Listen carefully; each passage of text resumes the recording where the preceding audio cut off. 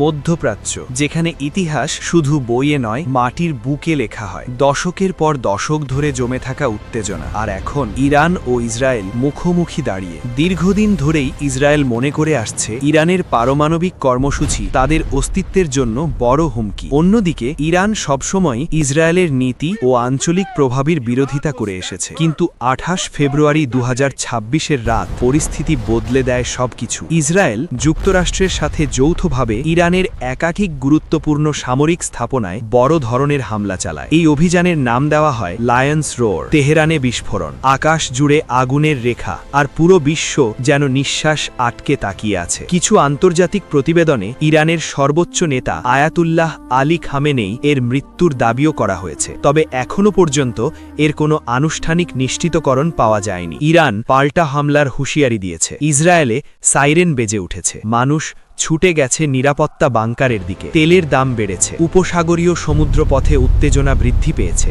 আর বৈশ্বিক বাজারে দেখা দিয়েছে অস্থিরতা। এখন পুরো বিশ্ব তাকিয়ে আছে, এই সংঘাত কি আঞ্চলিক যুদ্ধে রূপ নেবে, নাকি কূটনীতি এই আগুন থামাতে পারবে। এটা শুধু দুই দেশের লড়াই নয়, এটা শক্তি, প্রভাব এবং ভবিষ্যতের এক যুদ্ধ। পরবর্তী পদক্ষেপ নেবে কে, আর তার মূল্য কতটা ভয়াবহ হবে। খবর রাখুন, কারণ এই গল্প এখনো শেষ হয়নি।